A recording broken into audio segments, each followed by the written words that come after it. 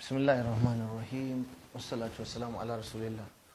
A matsayinka na musulmi ga ɗakinka na kwanciya, za ka kwanta bacci, za ka yi addu'ar kwanciya bacci.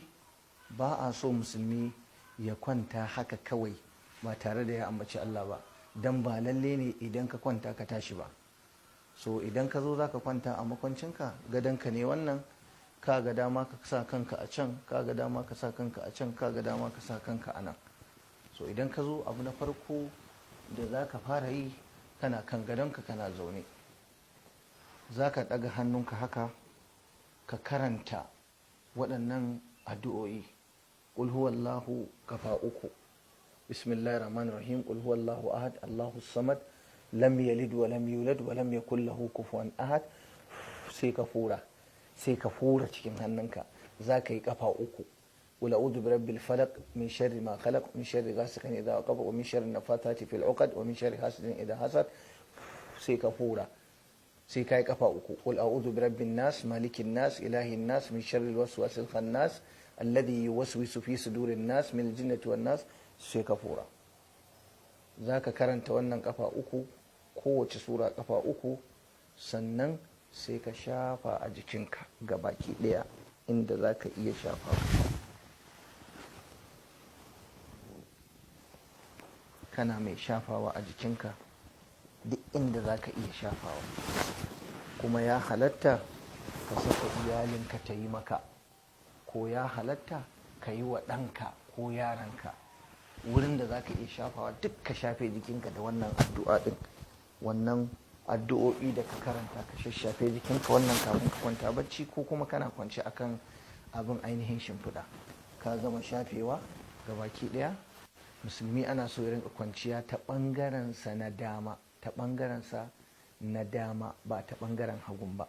Yanzu ga filo na nan, ga wanda yake amfani da filo kenan, sai na kwanta bismillahi, bismillah, haka.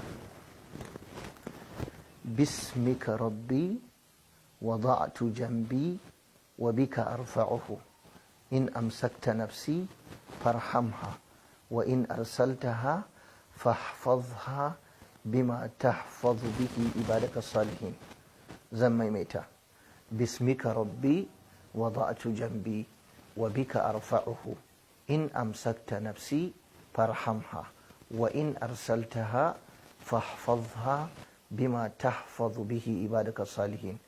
Da sunanka ya ubangiji na nake shimfiɗa ɓangaren jikina akan wannan shimfiɗa, wa bika arfa'uhu, kuma da sunanka zan ɗaga wannan jikina. In amsakta nafsi, idan har ka ɗauki raina, to farhamha, ka ji kan ran nawa. Wa in arsaltaha, in ka saki ran, fahfazha bima tahfazu bihi ibadaka salihina, to ka tsare min raina da abin da ka tsare ran bayinka salihai na ƙwarai. Sai ka kwanta, sai ka kama bacci da sunan Allah. Ba laifi kai ta zikiri kana kiran Allah har bacci ya ɗauke ka. Idan bacci ne ka tashi na dare a subahi, ya tabbata a sunna annabi sallallahu alaihi wasallam yana daga kansa sama, yayi wannan addu'a, ya kalli sama kafin ya tashi daga shimfidarsa. Inna fi khalqis samawati wal ardi wa ikhtilafil layli wan nahari la ayatin li ulil albab alladhina yadhkuruna Allaha qiyaman wa qu'udan wa ala junubihim wa yatafakkaruna fi khalqis samawati wal ard. ربنا ما خلقت هذا باطلا سبحانك فقنا عذاب النار ربنا إنك من تدخل النار فقد أخزيته وما للظالمين من أنصار ربنا إننا سمعنا مناديا ينادي للإيمان أن آمنوا بربكم فآمنا ربنا فاغفر لنا ذنوبنا وكفر عنا سيئاتنا وتوفنا مع الأبرار ربنا وآتنا ما وعدتنا على رسلك ولا تخزنا يوم القيامة إنك لا تخلف الميعاد فاستجاب لهم ربهم. har izuwa ƙarshen suratu Ali Imran. Daga farkon inna fi khalqis samawati wal ardi zaka karanta har zuwa ƙarshen Ali Imran. Annabi ya tashi da dare yana daga kallonsa sama, yana karanta waɗannan ayoyi na Alƙur'ani. Wannan shine abin da ake da buƙatar mutum musulmi yayi yayin da zai kwanta, sannan kuma yayin da ya farka daga bacci, sannan sai ka tashi kuma sai ka tunkari zuwa banɗakinka, saboda za ka je kai alwala, ko za ka je kai wanka, ko za ka yi kaza.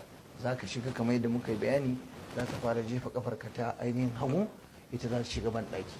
Allahumma inni a'udhu bika min al-khubuthi wal khaba'is.